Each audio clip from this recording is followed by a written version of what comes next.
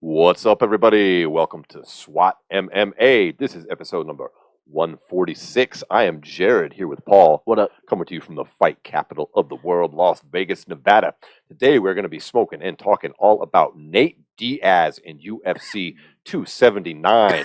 We're going to be discussing BKFC 29 Montana 2. We are going to be joined by special guest, the BKFC flyweight champion herself, Christine Ferea, to discuss her recent title defense, what's next for her, and a whole lot more. Before we get into the combat sports, though, you know what time it is. Grab your stash, fire it up, and let's get into the weed of the week. Smoke weed every day.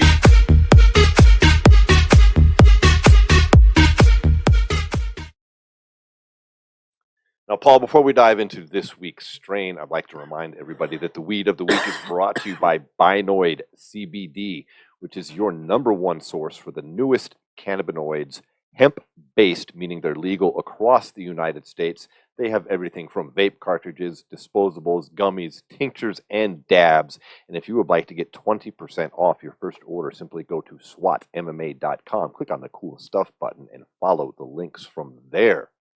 Now, Paul, what are we smoking on today? Today we're smoking on some cherry pineapple.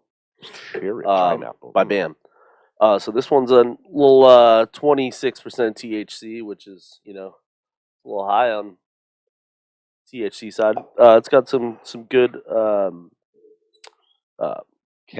Yeah, cannabinoids. And also we got some carotene, some linalool, and pinene. Like, it's giving it the flavor that I'm kicking right now. I don't get the cherry pineapple flavor, but I do get kind of a fruity, piney taste going on here. Yeah, it makes piney, sense. not in pineapple, but piney as in pine tree. Yeah. It's nice. Body and mind, BAM. They make some pretty decent weed. Mm-hmm. I like this particular strain a lot. It's been a little bit hard to come by in the dispensaries out here, so I'm glad you were able to pick some up. Yes, sir. It is an indica. Fucking indicas, man. That's what we were talking about last week. Yeah, right. It continues our theme of knocking ourselves out before the end of the show sometimes, right? Well, whatever you're smoking on out there, if you're joining us in our little smoke session here, we hope that it is legal wherever you are at. And if it is not, then you should head over to SWATMMA.com, click that cool stuff button, and get yourself some products from Binoid CBD and join us on the next show. Also, you can head to our YouTube video, click the link in the description also to head over to Binoid as well. Absolutely. Now, dude, what a crazy turn of events. Let's just dive into UFC 279. Let's just be honest. We fucking called it. We did. It didn't go down exactly the method, but the end result was the same. The Nate Diaz Chimaev fight ain't happening, buddy. And look, it didn't happen. Didn't happen. And that's what I mean. The last week, something we said as if they switched all three fights, that it would be a better card. And exactly what they did is they switched those fights, and it was a much better card than I believe it was the layout that we said would fix it, is if they did Tony versus Nate, Jinglang Rodriguez, and Holland Chimaev, and then it winds up going down exactly that way. So I think once again it just shows that Dana's sitting around, he's listening to the show, he wants to see what Jared and Paul are doing. And then when he hears our suggestions, he goes out and he puts that shit into fucking plan with a huge conspiracy, gets Chimaev involved, he gets Nate involved, and he made it happen. Yeah. From the SWAT MMA podcast. You're welcome, everybody. You're welcome. You're welcome. No, but for real, though, what a crazy turn of events. Yeah. And it was all sparked by a guy, I'm not going to hide my dislike. I do not like Khamzat Chimaev. I wish he would have lost. But I am actually glad that he created such a fuck up with his gigantic, epic weight miss. Every reason I was starting to like him went away. You know what I mean? Like, because before his last fight, I talked about how, like, he was growing on me with the whole tilt thing and everything. But I've said this multiple times. I've said this multiple times, and I'll say it again. The one thing I will not stand for in this sport is missing weight. It's one thing I hate. I hate when people miss weight. Dude, it's hard to excuse it even in a short notice fight. That's and the only 8.5 pounds, bro. Come on. He didn't even try. He was seen at the buffet or at least a restaurant. I Yeah. might be making shit up with the buffet part, but you've seen at a Vegas restaurant Well, chowing not down only the was he night seen there, before. he was fucking on Instagram Live at the. And I'm going to come right out and say I don't buy Dana White's excuse with this medical issue thing. I think that the way that went down is Khamzat went to the doctor and said, I have a tummy ache. And the doctor said, oh, well, then you probably shouldn't be cutting weight. And he said, oh, doctor said I can't cut weight. But Paul, anytime you go to a doctor and complain of any fucking health concern when you're cutting weight, what is the doctor going to tell you? At the end of the day, no doctor on planet Earth is ever going to tell you to cut weight. That's what Like, I'm saying. Yeah, like there's no way. None No of them one. ever do, but they also say what you do is your decision. They're not Yeah. dictators. You and I used to box, you used to wrestle. We both Yeah. cut weight. So we know what it's not just hearsay. Like we've cut weight, we've seen doctors there. There's medical people on site at any type of sporting event that requires a weight cut, be it professional or Yeah. amateur. It doesn't fucking matter. And yeah, that's the way it goes. I think they just use that excuse for whatever reason. I'm not saying he was afraid of Nate Diaz. I don't believe that necessarily. I am saying he somewhere along the line didn't give a fuck and fucked up the whole card. Well, you know what? I think there's another layer into this that I want to dive into also is there could also be a strategic play at hand behind not only Chimaev's team but possibly the UFC. Maybe he came into this fight week so overweight and he was working hard and the weight just wasn't coming off. And they knew it and he knew it. So he drums up a little drama with Kevin Holland. Then what happens? It gets tons of clicks. It was all over Twitter for a full Of day course. about how there was this footage out there that nobody had of Kevin Holland and Khamzat Chimaev having basically a street fight. They're both weighing And- 180 yeah. Mhm. when it goes down. I could believe that happened, but ultimately he was completely unrepentant about the weight miss. He was smirking Yeah, it on the was scale, awful. said it wasn't that bad. He went out and Yeah. tried to send a tweet blaming it on Darren Till. Like as a joke. Like, Yeah, come like on. that's serious shit. It was egregious. It was embarrassing. Yeah. Diaz is right when he called him a little leaguer. Yeah. Like that's rookie shit, and Well, he here's the didn't get thing. any fans with that. At the end of the day, you can do all the antics he did outside of like, you know, Yeah. the talking shit and all the stuff that happened this week. You know, But with compare him the to Jake Conor. Shields thing. Yeah. Like there was all these different stories and all the press conference thing. Let's say the press conference thing happens. He still weighs in on weight and then fucking fights Nate Diaz. Nobody would say in this. Right now, we would be talking about how sad it is that Nate Diaz got fucked by the UFC, Yep. and that fool is a fucking savage. And it would have lost all the stock as far as fans, his ultimate trust from the UFC, because now Dana White, people can be like, oh, well, he's good, so whatever. But at the end of the day, Dana White says after the fight that he doesn't want him fighting at 170 anymore. Yeah, He says he's going to give him a fight at 185 pounds. So that's good. You have to. There has to be some. I thought he should have been removed from the card entirely. Yeah. But whatever, the UFC did. He's what they lucky did. that Kevin Holland and Daniel Rodriguez was a short notice fight and they fought at a catchweight. Because Yeah. had they not, he would have not even been allowed to fight due to the commission. You can't be more than 8 pounds difference when when you're both weighing in. So we'll see him up at 85. I'm really not that impressed with his victory over Kevin Holland. Kevin Holland has had a problem with wrestlers his entire UFC career. It's a known thing. Yeah. He was preparing for a striker. I thought maybe he would have got a bit more off. I thought it was a little whack that Holland went for the glove touch. Khamzat took him down. Whatever. It's not the most egregious thing I've ever seen, but I thought it was poor sportsmanship. I'm not surprised. I thought he made a complete tool of himself on the mic afterwards, telling the entire crowd, calling them motherfuckers. Yeah. And then literally saying, I didn't come here to make weight. I came here to kill everybody. Dude, Like- making weights have to contract, you Yeah. fucking idiot. It's part of the game. Like there's Like, no.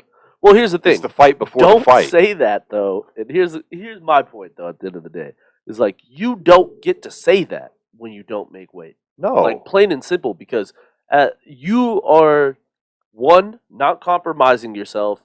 Like not saying you should have to, Yeah, he but I'm didn't look saying, that but drained in at this all. Yeah. in this scenario, you are the more fresh guy because you chose not to make the weight.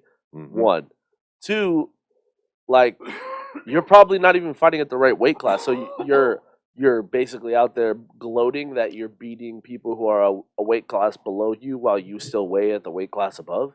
Like, that's basically what he's saying. Like, he's like, yeah, it doesn't matter. I'll beat up everyone's 170 pounds. Yeah, I bet you will, dude. You're fucking 6'2". Like, what the fuck? Like, what are we talking about here? Like, at the end of the day, he doesn't get to say that. It's not even a quote that could even be used because you didn't make weight. Right. You killed someone who was in a different weight class than you. So what And does that do for you at middleweight? Nothing. I like to compare him to Connor, not because of equal skill sets or anything, but because they're Buzz, big yeah. personalities, Yeah. massively hyped, looked indestructible in the beginning, Yeah. talked a lot of shit and did a lot of antics outside, right? But Connor showed up and made weight Yeah. every single fucking time. Like, you cannot take that away from him, love him or hate him, because he's a All these polarizing guys, figure. Yeah. Khamzat's a polarizing figure, all this hype, blah, blah, blah. Yeah. And it's not like he missed weight by a half a pound or even a pound, which would still be like fucked up. I'd say this is 8 worse. This is worse pounds. than when DC did the towel trick. Oh, yeah, he and couldn't do a towel Khabib did that weird Yeah. shit where he put his like feet off the scale. Yeah. Like, I'd say this is worse Way because worse. like you're just blatantly cheating and then laughing in front of everybody. Oh, fuck that, Like, man. that's fucked. Like, get out of here. And with that makes shit. what Nate said afterwards true when he was talking about it. You know, he was throwing, not so subtle shade at Khamzat when he was talking about how great it was to fight Tony, who was a true martial artist.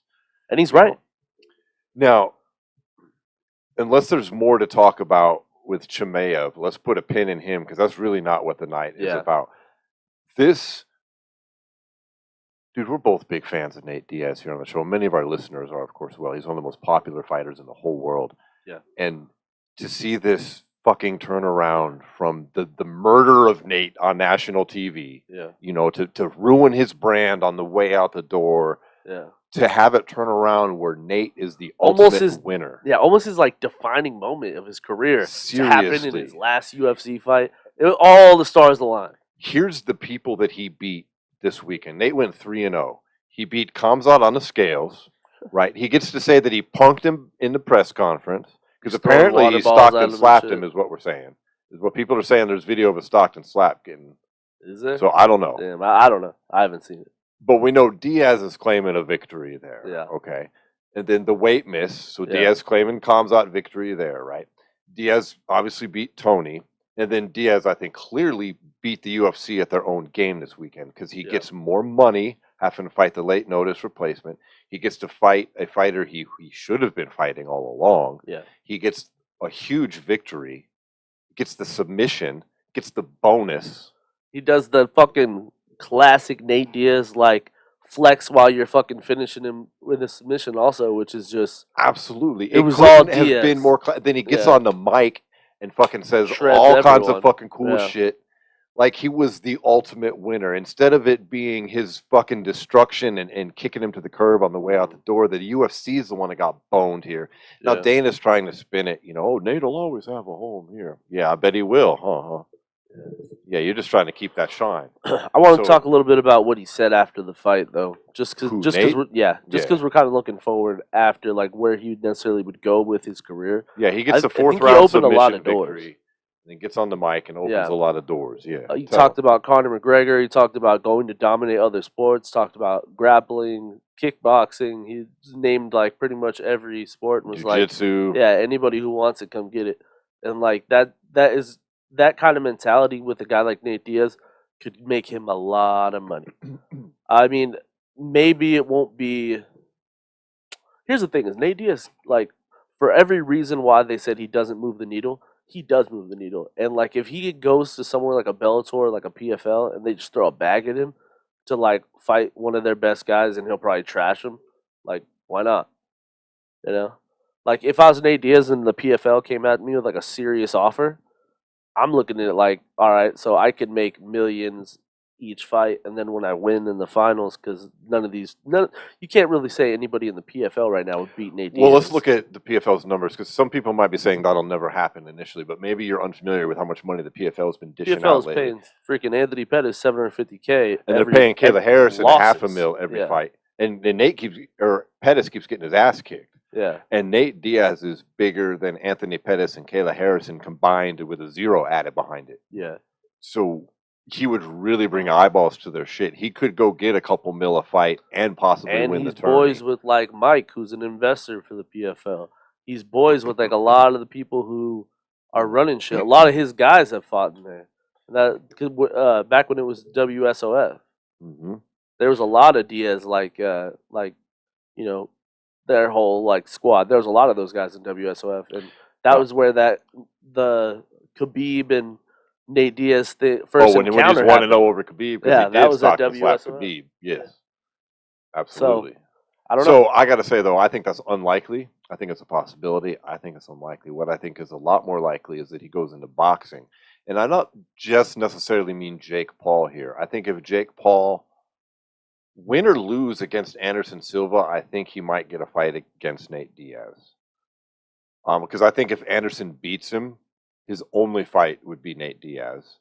And you see how you try to prop him up. Also, he's Yeah. like, And I "Oh, think Nate if he Diaz would have wins, fucked Khamzat up." his only fight is Nate Diaz because he's still not going to want to fight a real boxer yet.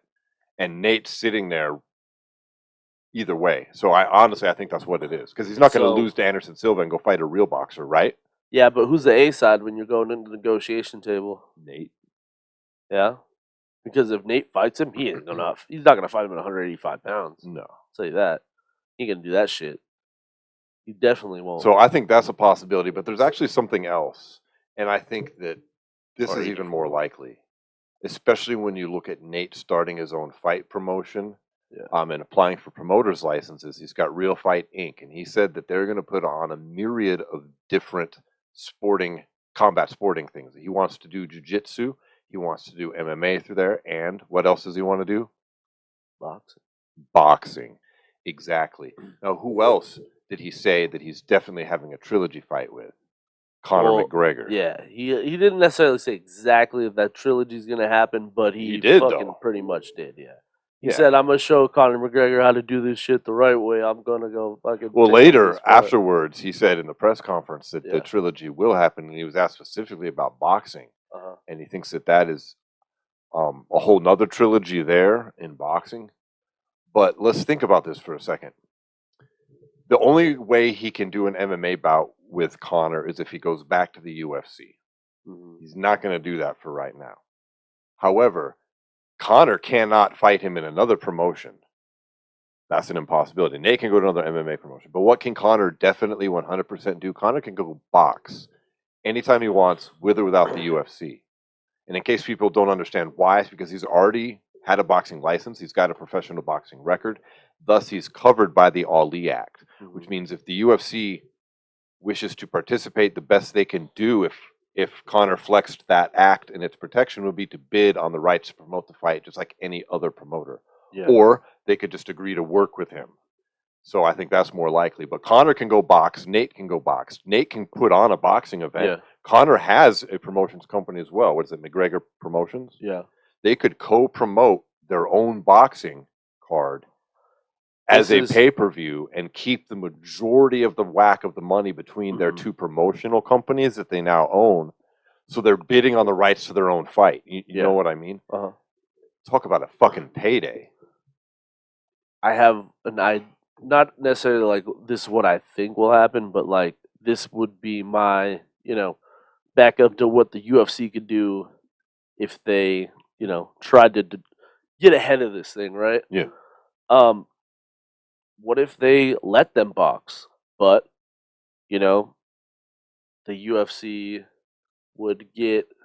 they'd give Conor to Nate for a boxing match, but that means that Nate would have to give them a one fight deal to fight Conor in an MMA fight also. And that way the UFC is happy, Nate's happy, Conor's happy, everybody makes money. You get your one co-promoted event, which is, the boxing match, and then he fights one more time under the UFC banner against Conor, which would be a win-win for kind of everybody involved, except what you're saying, where they could take the negotiation to another level as far as like people with bidding rights. That's the smartest thing that the UFC could do. Yeah, is to just stay on Conor's side and co-promote for a portion of it through him, because they can't stop some Nate. backdoor deal with Nate where he comes back to the UFC or something like that. But Nate was under no obligation to do that, and you can't tell me that a guy like Conor and now Nate isn't looking at this shit that Jake Paul is doing and not saying, hey, can't we get a piece of that between the two of us by putting on an event between us two who did way bigger numbers than fucking Jake Paul's shit. Mm. I'm predicting that's what happens. That's what I think we're gonna go here.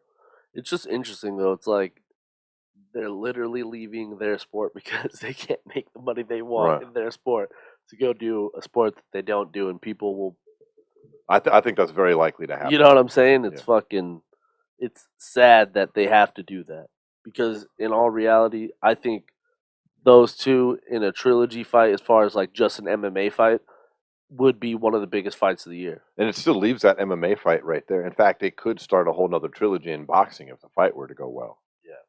But you know what I'm saying? And they could fill it's sad that they have to go to boxing to make money like it that. is, but like literally, it's I'm ridiculous. glad there's this opportunity for the two of them there, honestly. I mean, Conor doesn't need more money. Maybe he does. I mean, everybody needs more money.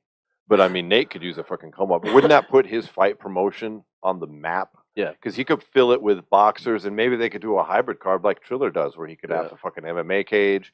I mean, Conor's got money, so they could put something together. Well, and here's the thing, too, is something that Diaz said when he was talking to Brett Okamoto this week. He was saying that he gave the UFC an opportunity to sign him back. And his opportunity to sign him back was to put all his guys that are his close, a little 5-person circle of training partners all in the UFC.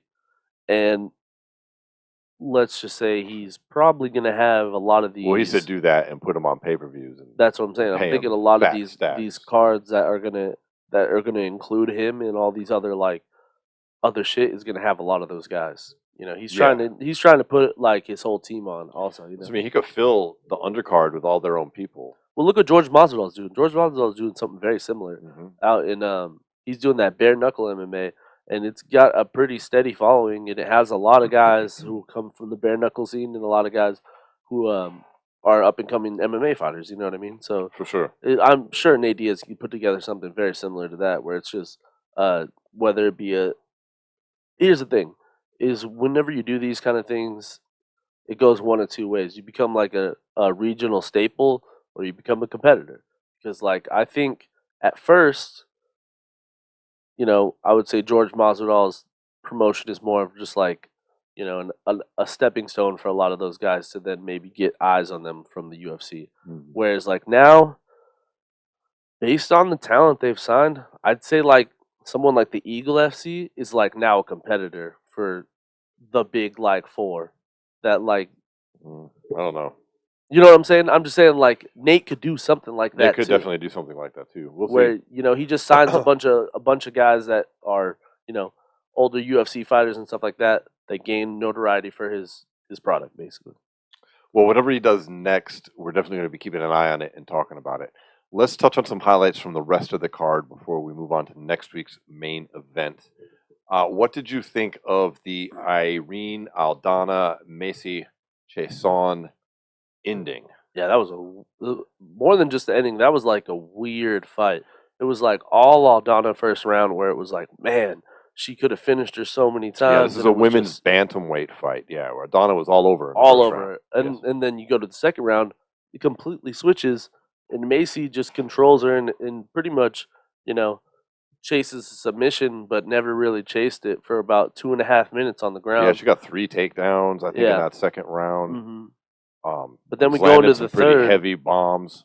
Yeah, so it was basically 1-1, obviously. We go to the third, and Macy's starting to look good, and then she takes Aldana down, and then she throws a freaking wild up kick to her liver and puts her out. It was crazy.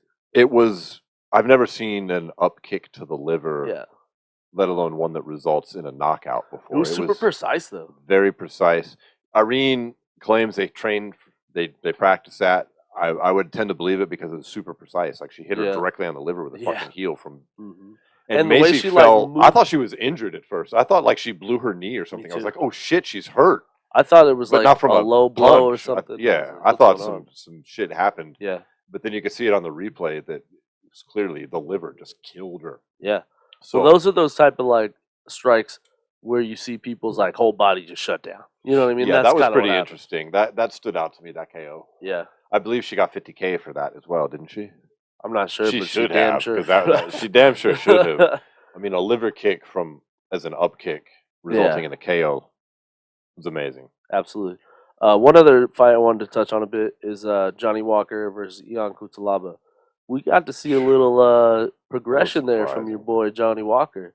Ends up getting a submission victory. Yeah, real And early in the first round. Only 6 total strikes landed. yeah, 3 even sub with attempts those, from Walker. even those three strikes landed though, he fucking Clipped him. He with did. a head kick. I was like, God damn.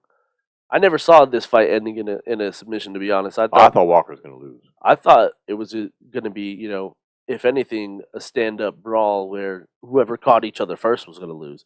But Walker turns it into a little grappling match, chokes him out. Oh, there you go, and it's broken. Well, Damn. Johnny Walker, he gets his ass off that CBD and he's a new man. I don't know what's up with that, but he needed a win bad. He was coming in off 2 losses. His fucking stock was falling rapidly. A lot of people thinking he was washing out. I didn't think he had a prayer win in this fight. Comes out, proves us both wrong. I think we picked against him last week, but it's pretty impressive, man. Yeah. And finally, what about heavyweight action with big fucking ass Chris Barnett? Dude, fighting Jake Collier. He's hilarious. Jesus Christ, dude! Round 2, he gets another spinning wheel kick KO. Yeah, I'm pretty sure. It's unbelievable. He was getting his ass whipped too. Like he almost got finished, and then he comes back, gets the finish, and then does the worst front flip I've ever seen. Lands on his fucking ass, and it was pretty funny. He's a trip, and he keeps winning with Yeah, these crazy kicks. You wouldn't think a man that fat should be That's- able to do. I mean, let's just be honest. Let's call it as it is, son. Dude, he's Fat guy peak- doing wheel kicks in dude, MMA he's- is yeah, funny. It's peak human performance. It's right like there. he's fucking Chris Farley up in there, Beverly Hills Ninja, except he's really doing shit. Yeah. So yeah, Well, good for him. Good for him, man. Yeah. He's funny. He's getting Yeah. some attention. I don't know if he can make it at the elite levels of the UFC, but Who maybe, knows? dude. Well, it's heavyweight, bro. Heavyweight, all it takes is one. Like a lot of these heavyweight bouts, they end up with whoever's going to catch each other. Yeah, because I mean, he suffered a knockdown at Jake Collier's heavy strikes. Yeah. Hey, he pulled it out. Pulled it out. That's all that matters. What about next week's card here as we wrap up our UFC talk before we touch on BKFC and boxing, and of course our special guest joins us. We got Song Yadong, we got Corey Sandhagen, we got the bantamweights. Song Yadong's ranked number 10 going into this fight. Corey's ranked number 4. Corey's coming off 2 losses. TJ Dillashaw and Peter Yan. Yeah. Yeah. I mean, Yan's currently ranked 1. Dillashaw's fighting for the title. He's the lineal champ. I mean, there's no shame in losing to those 2 guys. Yeah, no. What's bad for him, though, is he also has a loss on his record to the current champ, Aljamain Sterling, and a quick loss at that. Yeah. So he needs to kind of have a fight against, despite his higher ranking and Song Yadong's much lower ranking. This is the type of fight that Corey Sandhagen needs here. Am I wrong? No, you're right. And then also you got to think on Song Yadong's side, he's coming off 3 victories. One of those being against Chito Vera, and he's looking to put himself in the title picture as well. You know what I'm saying? He's got to take these kind of fights to really for us to see where he is as far as because he's a talented guy, but we just haven't seen him fight like the upper echelon yet. And he's fighting at an alpha male, so he's gonna have some solid grappling, and Sandhagen is super well rounded, so I think this could be a really good fight. Who's the pressure on more here? I'd say Song Yadong because Sandhagen's kind of in a spot where he's in limbo. If there'll have to be a sequence of wins after this, but for Song Yadong, if he loses this fight, there's such a big queue at bantamweight of guys who are going to be ahead of him if he were to lose this fight. See, I think the opposite. I think the pressure is more on Sandhagen because if he loses this one, it's 3 in a row, and he's going to fall so far down in the rankings with his current losses against the upper echelon. I think it would be almost the end of him as a contender. I think so. But unfortunately, he's in a bad enough position where a victory, I think he must get a victory here, but it really doesn't do anything for him. He's going to have to fight somebody else in the 7, 8, 9 ranking before he can move on while some of these guys sort it out up above. Yeah. And the best thing that would happen for him is to be able to do that and then fight the loser of one of these big fights going on at the top of the division. Yeah. If he can get a win here against Song Yadong and then probably another win in the interim, and then a win against the loser of one of these top level fights, he could be right back in the title picture. But I think it all hinges on this fight coming up. So we'll Yeah. see. There's more stakes. There's undoubtedly Then, pressure on yeah. both guys. Yeah. For sure. Who do you have? I'm going Corey Sandhagen. I like a victory here for him. Yeah, I think Sandhagen wins this fight, but I wouldn't be surprised by an upset just because Song Yadong's a real game. No, he's a live fighter. Yeah, for sure.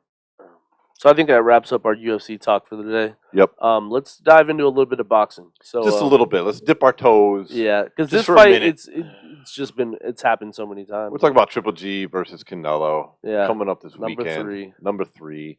Triple G coming off that loss. It's actually 4. Yeah, it's a 4th one actually. Jesus. It's too many. Well, they're both kind of in different spots though. So you have Canelo, who's coming off like his first loss in he's coming off since his loss to Floyd. Yeah. But it's not like someone beat him anywhere near his own division. Like the guy's searching for greatness, leaping divisions up above him, fighting undefeated champions at 175. Yeah. In losing close fights. Mm-hmm. I think he's going to be fine. I expect him to fucking murder Triple G at this point, because look how Triple G looked in his last fight. Yeah. He won, but boy, did he ever look a little bit worn. Well, here's the thing: is he knows he can rely a little bit on his power. You know what I mean? I feel like that's what's carrying him through at this point. Because he has not looked great in his last couple fights. Canelo or Triple G? Yeah, no, not at all. And Canelo, his last fight was so weird for me because when you see a dominant champion like that and you just see all those same things that worked against so many other people not work for him, it's weird to watch. It was almost like, all right, dude, is he gonna get going or what the fuck? Because that's literally the whole time when I was watching that Bivol fight, I kind of looked back on his fight against God damn it, I forgot. The Russian? Yeah. Yeah.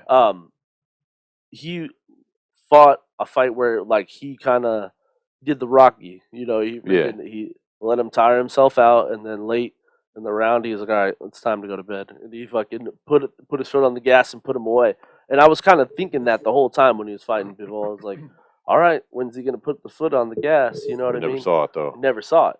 And so I wonder how that fucks with him mentally, because we know physically and technique wise he's one of the greatest of all time, but the mental game is where I feel like his career will go from here on out.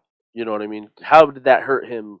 The best thing that can happen for Canelo here is to come out and have an absolute dominant performance. The worst thing would be a loss. I don't think that's going to happen. The next worst thing is a close fight. It can't be another one of these close fights with an aging Triple G, kind of a shop-worn Triple G. I'm just not feeling. I'm not even excited by this fight. I'm probably not even going to watch it. I'll just read about it on Bad Left Hook or something. Something real quick I want to talk about in the boxing world as well. What's that, something we've been going kind of back and forth about is what's going on with your boy Tyson Fury. He's might end up fighting Joshua now. Yeah, they've made a formal offer to Anthony Joshua to fight for the title. Yeah. In Britain, call it the Battle of Britain, with a 60-40 split, which from Tyson Fury is pretty generous. Yeah. And Bob Arum saying they should take it. Warren saying they should take it. Hearn is saying maybe. But I don't know. I can't tell if this is, it's a serious offer, but I can't tell if this is more to goad Usyk into taking action now, or if Tyson Fury simply wants to stay busy, go ahead and beat Joshua while waiting to unify the titles with Usyk afterwards. So what's Usyk's whole reasoning why this isn't happening? I haven't heard. All I've heard is Tyson's Fury side, which is he's running. Yeah. He's a running middleweight. Yeah. Middleweight bitch. I think that's what he was saying. Yeah. He called him a middleweight several fucking times. Oh, Lord. He was scared of my giant ass. Well, so what do you think? You think that makes sense for him, though? Or do you think he should just push for the Usyk fight? I like it because I'll tell you what I don't like, Paul. I don't like retired Tyson Fury. Oh, yeah. So I think that none of us really believed it anyways, but he's not sounding like a retired guy right now, is he? He's calling out the other 3-belt holder as a fucking middleweight bitch who's running from him and offering fights to the fucking former champ that he was matched up with potentially for so long. Yeah. I like that. I actually don't mind that fight because I think Fury wins it pretty handily, especially after Usyk schooled Joshua twice. I mean, Fury is just a bigger, better Usyk. Yeah. I mean, let's be honest. And I don't why know. not? Fury's different. He might knock Joshua out. Yeah, he holds a lot more power than Usyk does because Usyk is coming up from cruiserweight. Yeah. And Tyson Fury's fucking huge. Yeah, So he's humongous.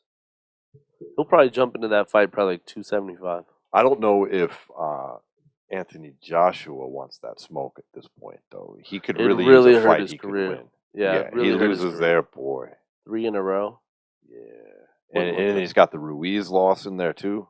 That'd be 4 of his last 5. Yeah, that's quite the fall. Mm. So I don't know if he takes it because of this so fucking risky, frankly.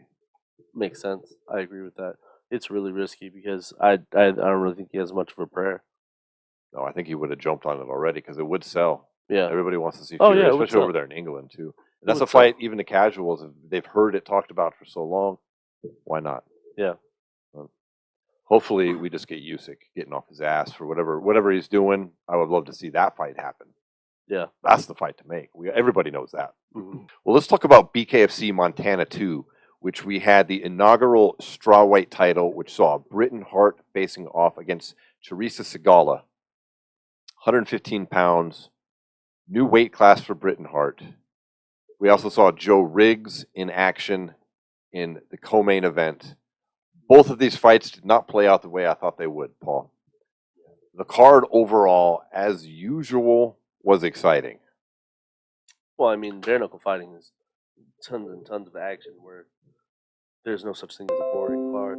There's maybe some stinkers in the fights, but I've never seen like an overall card that was bad in BKFC. Well, let's touch real quickly on the Joe Riggs versus Josh Dyer, which was a cruiserweight bout, which in bare knuckle or BKFC is 185 pounds. Now, I was really excited for this fight. Joe looked to be in tremendous shape. I'm a big Riggs fan. I think you are as well. I mean, the guy he's a legend in combat sports. We were talking earlier in the weekend as we were watching that fight. It's just hard to imagine him fighting Nate Diaz because he looks so much bigger now. Yeah. We initially thought this was a 205-pound fight, which, dude, both of those guys look like they could weigh 205. Yeah, they were but big. Turned out to be 185 pounds. But then what happens is in the first round, we wind up with an accidental headbutt from Josh Dyer onto Joe Riggs, and it was one of the most vicious headbutts I've ever seen. He low-key flatlined him for a second. It was right to the jaw, like a terrible punch, and Riggs was laid out. Yeah. Like he was kind of doing the KO twitch. Yeah. Like his eyes were open, and he looked like he was sitting up, but he wasn't really. Like he couldn't believe what just happened. Yeah, and I mean, he had a huge welt on his face afterwards. I mean, Riggs wanted to continue. Well, what happened was both guys were trying to charge in on each other, and they both threw punches and led with their head. And then yeah, it was unintentional. Yeah, but absolutely vicious. Yeah. Like that's one of the worst headbutts I've seen in boxing or bare knuckle or MMA where it was illegal and had such a devastating result. I mean, I admire Joe for wanting to continue, but there's no way he should have. No. The no contest is absolutely the right call here. Yeah. I don't see how he could have possibly recovered from that. He would have likely got KO'd terribly. And then we would have been talking about how the fight should have been stopped after the headbutt. So thank God that didn't happen. It is a bummer for both those guys, but hopefully they'll both get a good fight. I doubt they reschedule it, but maybe they'll get something good. It was an entertaining fight before it happened, though. It was. You had a knockdown by Joe Riggs. Yeah, Joe flatlined him for a second. Or not flatlined him, but he knocked him down solid. I mean. Yeah, and then there was a lot of good flurries by the two of them. So it was an interesting fight leading up to that, and that's kind of unfortunate that that's how it had to end. You know, there's one other fight before we talk about the main event that really stood out to both of us. It was Gorjan Sloveski versus Dallas Davison, which ended in a KO in round 2. But this Gorjan Sloveski, I'm probably butchering the name here. Yeah. That guy is a fucking He's beast. A savage. Yeah. I just want to say something real quick. How the fuck did they give the first round of other dude 10-7. That made no sense. Oh, you mean in the first round. the Gorgon fight here versus Dallas? That had Yeah. to have been a misprint on the It screen, is had what to I'm be, thinking. dude. Because there was, Like, well, the fight started and Dallas came in and laid this beautiful uppercut right to Gorgon's chin, which dropped him, and then he bounced out, and I was like, "Oh man, we're it in was like for a a flash fight here." knockdown. Yeah. And then Gorgon gets up, and then he lands this right hand that just sent Dallas careening across the squared circle. And there was a lot of like knockdowns that happened like that. There was these weird like There was thing like where, 4 or 5. where he just kept like running and then falling, and so they kept calling him slips. I don't even know how many knockdowns they gave him in the first round, because then if that was not a misprint and they really gave him a 10-7, what the fuck? Because It like was bizarre. there was like multiple weird knockdowns where like even the referee, I don't think he knew what the fuck to do, because like there was a few times where he was like stepping in but not stepping in and stuff like that, and it was just very strange. But it was a hell of a performance. It really, really was. This Gorgon Sloveski guy is a problem. Yeah. Like, I'm very interested in his next fight. He seemed to have so much power. I didn't think it would continue into round 2 like it did. I don't know how long he can keep throwing bombs like that, but he sent that guy just careening across everything so much. So that's definitely a fighter to watch. Now, let's shift into the title fight here. We're getting a 115-pound division opened up here in bare knuckle, which is great. We have Britain Hart dropping down to the weight class, and she's squaring off against Charissa Sagala, who's already had 4 fights in bare knuckle. She's an experienced fighter as well. And Very Britain durable. just came out, and let's be honest, she utterly dominated this fight. Yeah, it was just literally one of those situations where we had one fighter who was throwing not just 1-2s, but like 4 and 5 punches at a time, versus someone who was trying to pick their 1 and 2 like punches, and just like she had no momentum ever. That was the problem. Like, She couldn't. Sagala had Sagala never don't. got any kind of momentum whatsoever, and every time she even landed, Hart would land 4 or 5 back on her, and you're like, okay, so even though she landed, she still lost the exchange. There was just never a point in the fight where I was like, man, She was never in it. yeah, Sagala, like, it at just no never point got did to she go. earn any respect. Yeah. Nothing from Hart. She didn't land a single definitive blow that like changed the course of the round, the fight, nothing. It was unfortunate for her. The reach really played a lot into that. Big reach advantage. You know, she was only 5, I think she's 5'4" to 5'8" or 5'7", I believe, 5'7" for Britain Hart. And that really came into effect because she was throwing, but she wasn't connecting. No. And at one point, it didn't hold up through the fight, but at one point early, Hart had landed 36 of 37 punches. Yeah, which is I mean, nuts. As the fight went on, I think Sagala did a better job of moving her head and not getting hit as much. she did. But early in the fight, she was just getting picked apart. Absolutely. The first 2 rounds, especially, like the first 2 rounds were just like flurries and flurries upon flurries. And then in the clinch, especially, every time they went to the clinch, Hart was just so active versus Sagala just trying to like handle positions rather than throwing punches, that she just got to a point where even if you thought she had good points within the round, the sheer volume that Britain Hart landed just won her every single bit of the fight. It certainly did. And I think, Britain Hart has found a home here. If she can fight like that and have the size advantage that she's most likely going to have in a lot of these matchups at 115, then she might find herself holding that title for a minute. Yeah. Now, the weight class above her, I don't think she has a prayer of ever winning that title. And in fact, that would be the women's flyweight title at 125. And that is our special guest this week. All right, joining us today is BKFC Women's Featherweight World Champion, Christine Ferea. Christine, thank you so much for joining us today. Thank you. Thank you for having me on. Listen, before we talk about your latest title defense and the card that you headlined for BKFC, we'd like to go all the way back to the beginning and talk a little bit about what it was that first got you into fighting. Okay. There's like several things. Younger, I was a little troublemaker and got into some trouble, and when I decided I wanted to change my life, I went to the gym, and I was like, okay, let me get in shape, and I know that's healthy, and that's part of changing your life and all that.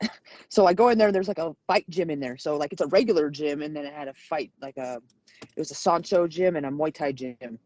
Okay. And I believe they had wrestling and jiu-jitsu. And so I would always see them, and I'm just looking in there, and I have a little chip on my shoulder, thinking I could beat up anybody. Super young, and I was like, I know I could whoop all those girls' asses. I know I could. And I would just walk by, look at them. They would look at me. We mugged each other for months and months and months. And then I finally was like, all right, I got enough money to sign up. Let's do this. And yeah, and I went in there and got my ass whooped. Got my ass handed to me, and I was like hooked. Like when I fought hard, but you could kick and stuff, and they caught my legs, swept me on my back in midair. It was great, and that's something that I needed for myself to be a better person. I feel like any little cocky kid, a little troublemaker doesn't know what they're doing. That's a perfect place to put them. Was this in California? Yeah, Northern California.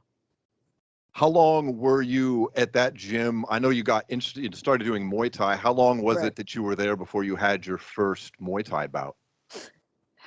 I was pretty rough around the edges. They put me in 3 months. Oh, wow. Nice. Yeah, I went undefeated in my Muay Thai career, my amateur career. And I only fought one pro. Yeah, And but you're 14-0 total, right? Right, yeah. Yeah. So you start off pretty rough around the edges, but Yeah. obviously you had some talent going undefeated. Then you hit a point, was in 2017, you decided that you wanted to quit doing amateur fights and turn pro. Was there a lot of thought behind that, or did it just feel like a natural progression for you at the time? Well, I think I should have went pro a lot sooner. I went pro in 2015. 15, okay. Yeah, but my MMA debut, I believe, was 2017. Yeah, Or with Invicta, Yeah, Invicta. That was my MMA. My pro Muay Thai was 2015. Okay. So I think I should have went pro a lot earlier. And my coach at the time, I guess, I don't know what his deal was. Awesome guy, but we didn't go pro yet. And I kind of branched off and went pro on my own, and took it from there. Well, so you do the kickboxing, and then you decided to try out mixed martial arts as well. And that was in 2017. You do 3 fights with Invicta. And then in 2018, it seems like you made a pretty interesting decision to me, which was we had this kind of new upstart BKFC promotion going on. They'd only had 2 events prior to you joining at BKFC 3. Yeah. Now, what was it that you saw there that made you think, okay, this is what I want to do? Because bare knuckle is, especially at that time, it was still, people were like, oh my God, what's happening? I think it was only in Mississippi still. Yeah. What drew you to that? And okay, so I had my Invicta fight with Karina Rodriguez. I lost that. She edged it out with her hands. I didn't get beat up too bad or nothing, or we kicked each other's ass, but she edged it out with her hands. So I got into a boxing gym. I was like, okay, I need my hands to be better. So I went with Gil Martinez, got in there and found out a whole nother level of fighting, like IQ, footwork, head movement, speed, volume is way different than an MMA or a Muay Thai style. And so I started training boxing. And then I got the call. I got a message from David Feldman. He's like, hey, do you want to fight bare knuckle? I was like, no. Like, I thought it was underground. Like, I was like, I don't do, because I remember when my first Muay Thai coach, Lorenzo, he said, don't ever fight underground, because if you get hurt, then you have to pay all the medical bills on your own. So and that stuck in my head. I was like, no, I'm not doing any of that. I thought it was underground. It wasn't sanctioned and stuff. Yeah. And then I saw Beck Rawlings. I was like, oh, this is like sanctioned and real. Like something, not real, but it's something that it's legal, So I was like, yeah, sure, I'll do it.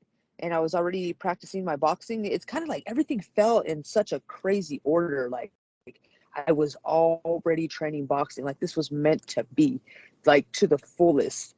I was in a boxing gym with one of the toughest coaches in the world, with the toughest kids in the world.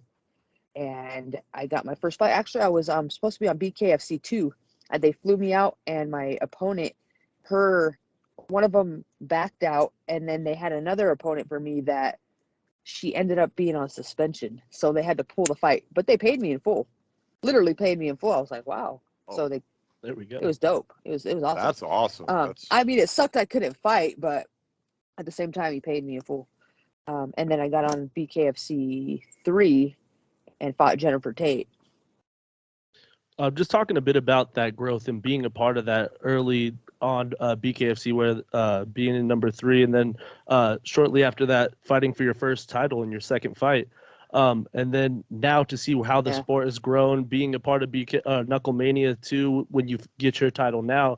Just talk a bit about how the growth of the sport not only is for you as a fighter, but the sport as a whole.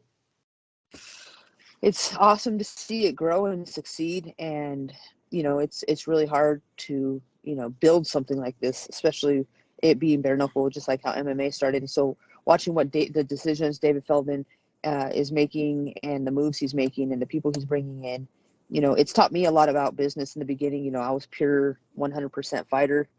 I didn't have any kind of business knowledge or perspective at all.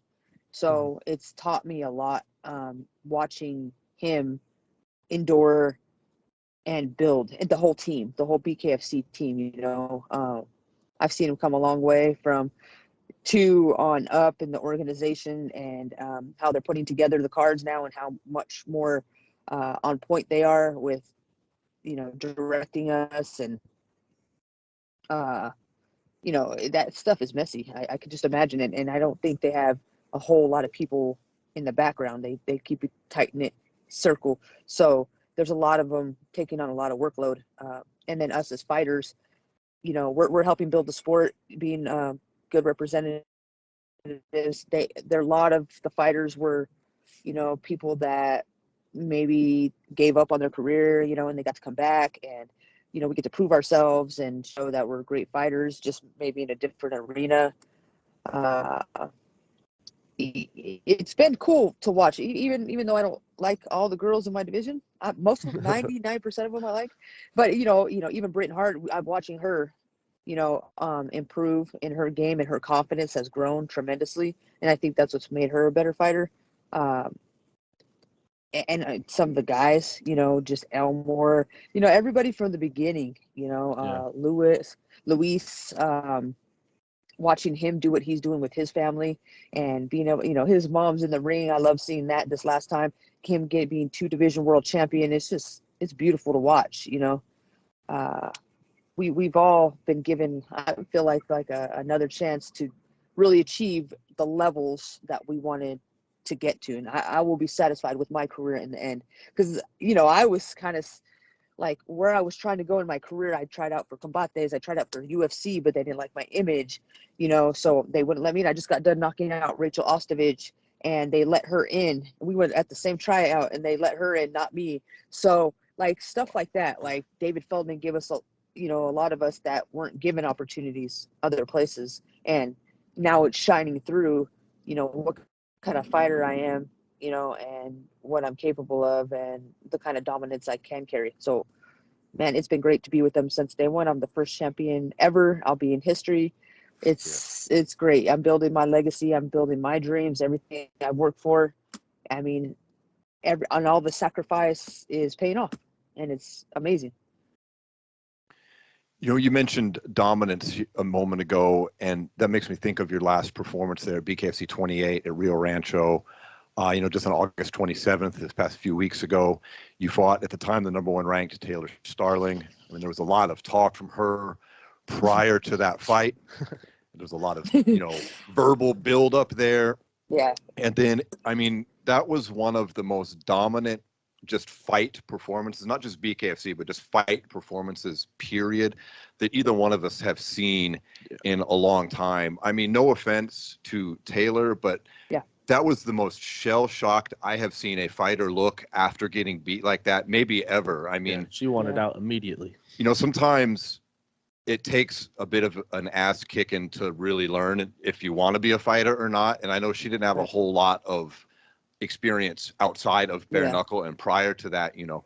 So, but tell us how you felt about not only that being such a dominant victory in that fight, but also, you know, headlining the card, being there in Rio Rancho, Yeah. being the focus of it, you know, after so much that you've gone through in your fight career and getting here. Yeah. I mean, you're laying people to waste. You're 6-1. How is it all feeling? It's feeling great. You know, I have the mixed feelings about how the fight went. Of course, you want it to end in a way where you're not hurt, nothing happens to you, you come out unscathed. Um, but at the same time, I wanted to put on a show for, you know, the fans, you know, and us You to be did. able to, you know, and a little bit longer for them.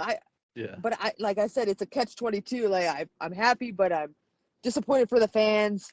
I love that I got the performance I got. I think that it will show a different. It might bring in other girls. Like, hey, you know, she thinks she's badass. She's putting girls down like that.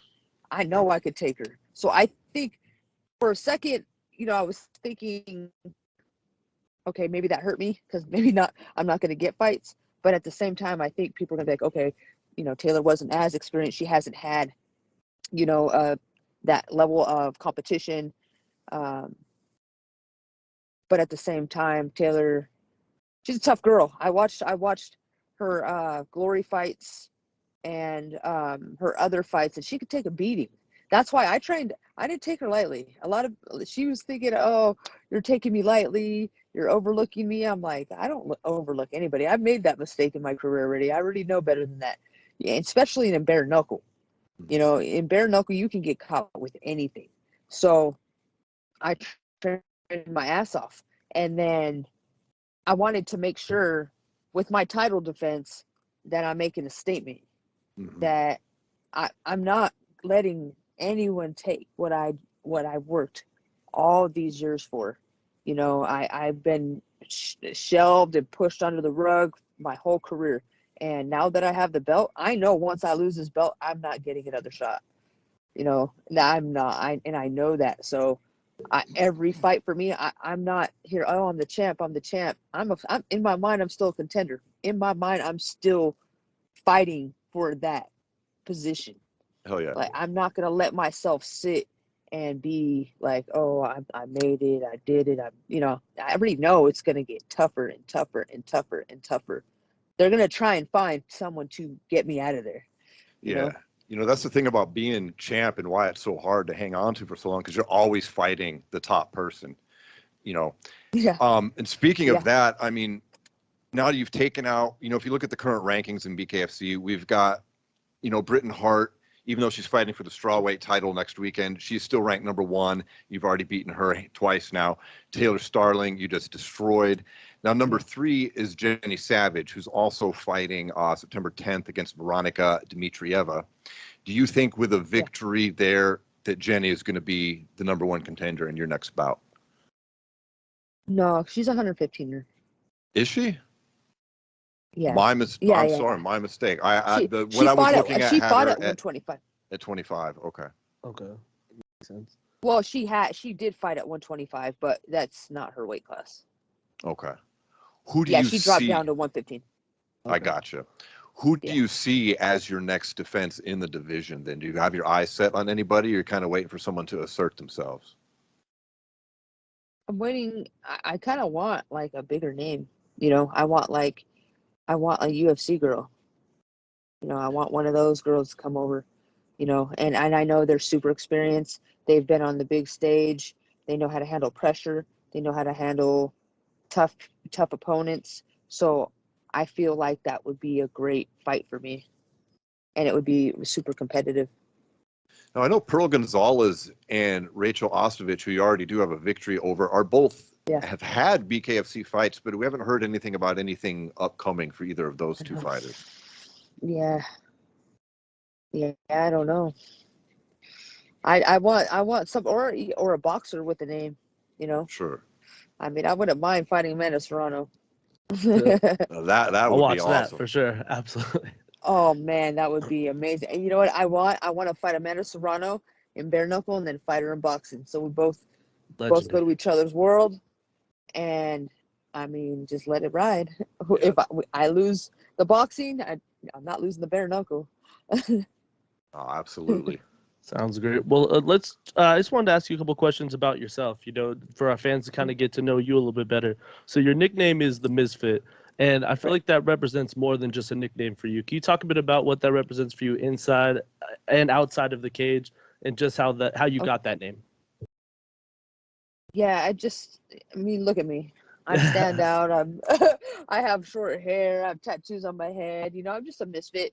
Grew up, you know, just like doing whatever I wanted pretty much. I mean, I did my school stuff and I graduated and all that, but I was pretty rowdy. And all the guys that I hung around with, I hung around with my brother and a lot of guys, and they liked the misfits, and they were little troublemakers, always fighting. We were always fighting and drinking 40s and just doing dumb shit. So I just felt like I've been a misfit my whole life, and the guys I hung out with and my whole little crew and the way I am, the way I carry myself is just not a typical female. So that's why I feel like misfits, and I like to stand up for the misfits. You know, when you come from the bottom, you can get to the top if you work hard enough, no matter what. And if people are pushing you out, the cool people are pushing you out, it doesn't matter. You know what I mean? It doesn't.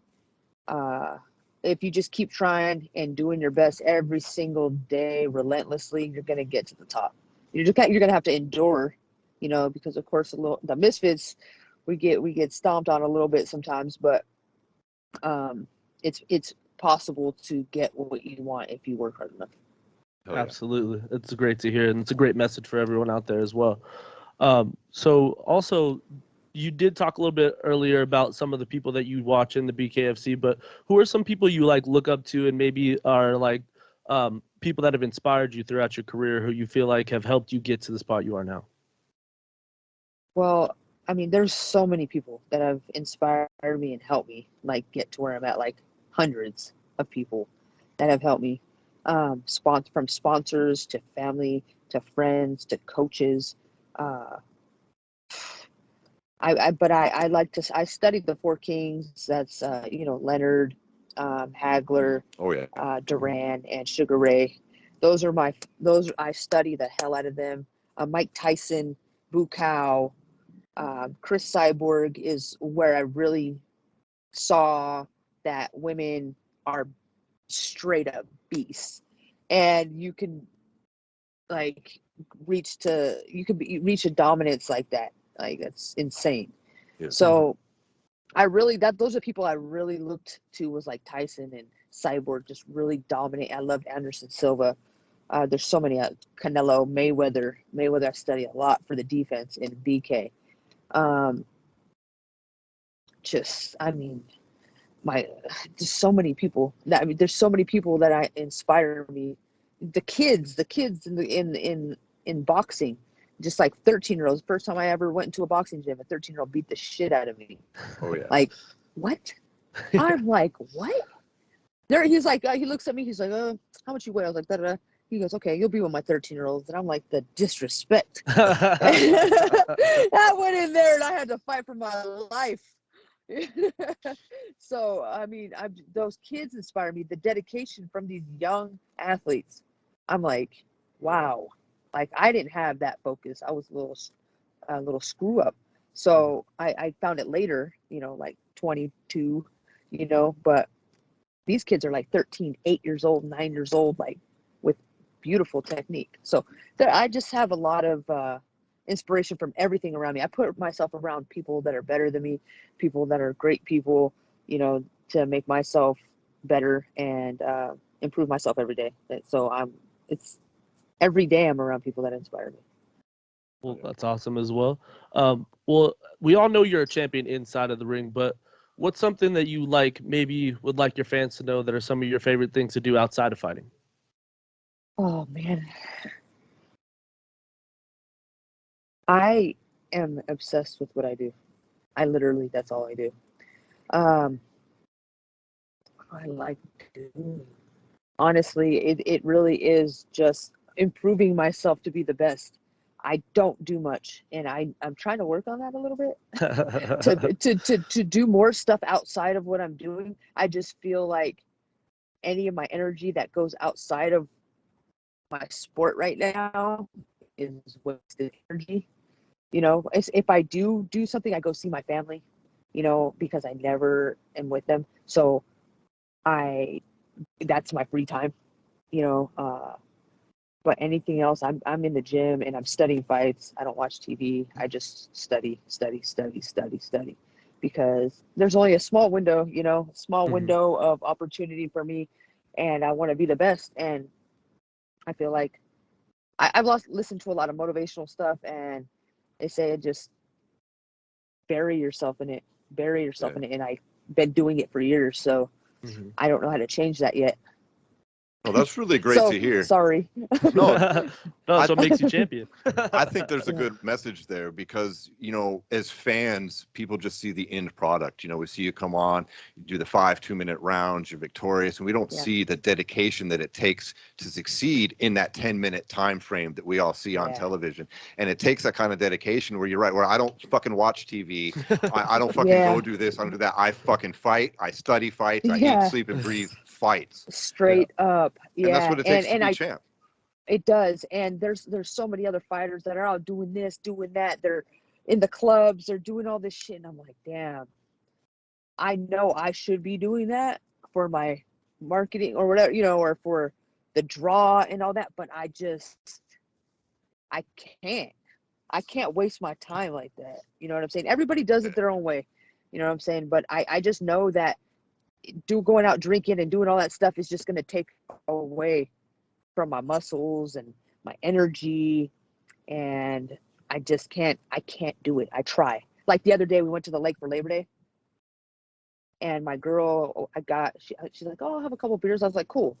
I went and bought her the beer, and then I don't really drink it, and I was like everybody's around us having fun drinking, and I was like, she must like hate me because I'm just like normal sober me, not like dancing around and shit.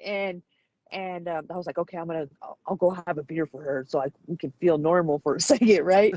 I went and got a beer. We get the water. I take a little sip, and I just like, ugh, like I just feel like I'm doing something wrong. Like, dude, what am I gonna feel like after this? Like, if I try to run tomorrow and I know I had this beer, it's in my head, and it's when my career's over, I feel like I'll be able to have more, like have a beer here and there or something like that, and without guilt, without feeling some type of way about it. But yeah, it's pretty strict for me. Well, that's good. I think that's the best way to be. And obviously the results speak for themselves. Absolutely. Yeah. Well, listen, thank you so much for coming on our show today. We really enjoy it. And I know that our listeners would like to know where they can find you on the internet, where they can, your Instagram, YouTube, anything that you have, please let them know. Okay. All my social media is at Christine Ferea. You can find me. ChristineFerea. Got to shout out my sponsors, Jason Ferguson. That's my guy. He's my attorney. He's the best in the world. Barber Orthopedic. Yeah, and I want to also shout out my sponsor, Condemn Labs. Awesome. Well, thank you so much for joining us today. Thank you, guys. And we just want to thank Christine again for coming on the show. We're looking forward to her next fight, seeing who her next title fight is. And a happy birthday to her as well. We know she's listening right now, and since we did the interview and since this is airing, in between there was a birthday celebration for the champ, and we're very interested in seeing who she gets matched up with next. Yep. But I think that does it for us today. It does. We once again want to thank our sponsor for the show, Binoid CBD. Remember, you can go to SWATMMA.com, click that cool gear button, 20% off all products on the website, legal across the United States. And you can also head over on SWATMMA.com, click the gear button, and buy a t-shirt and support the podcast. And then head over to Instagram and follow us at SWAT MMA Podcast. Thanks, everybody. Peace.